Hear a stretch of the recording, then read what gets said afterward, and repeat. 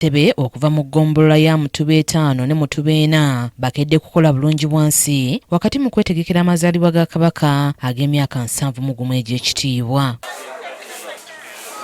Bano nga bakulembeddwamu Peter Kyeyune omumyuka w'eggombolola ya Mutuba 5 Nakiwogo beetabye mu kuyonja akatale ka Kitooro era nga wano babadde wamu n'abasuubuzi abakoleramu.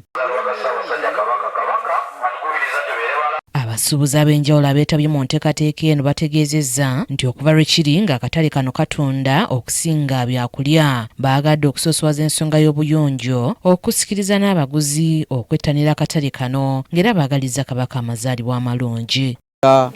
Enkola eya bulungi bwansi naddala nga twolekedde amazaalibwa ga bbaffe Ssaabasajja Kabaka kati naffe ng'eggombolola twakuŋŋaanye olukiiko ne lulondawo tujje tukolere mu katale kano era omulimu gukoleddwa bulungi.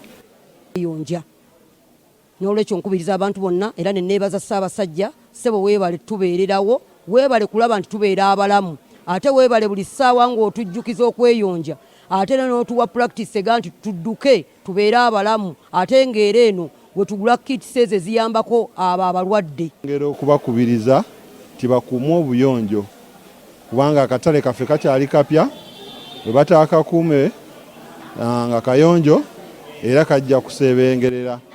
Banze nga bafaayo okukayonja naye nga bw'omanyi nti olw'okuba nti abantu kale bangi mbaddemu ebirumira naye ebirumira tubikwataganyizza wamu nabo bennyini abakakoleramu era ne tusuubira nti bafunye ekyokulabirako.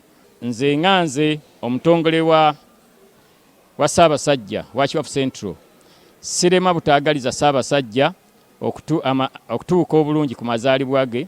Nzaakulira ebyobuyonjo mu kano akatale nga neebaza nayagala nnyo Kabaka nze ndi Mukiga naye nafuuka muganda Mukiga lwa Kabaka nti yaleeta ebyobuyonjo yakwata ku byobulamu abantu kati balamu beekubiriza naye nga gwe guno omulanga muno mu Kitoro market nti ffenna tukolere wamu bye tuzimba oluusi abamu babizimbulula ne tuyonja abalanga tebeeyonja n'obagambako ne bakugamba ebinene naye byonna tubigumira.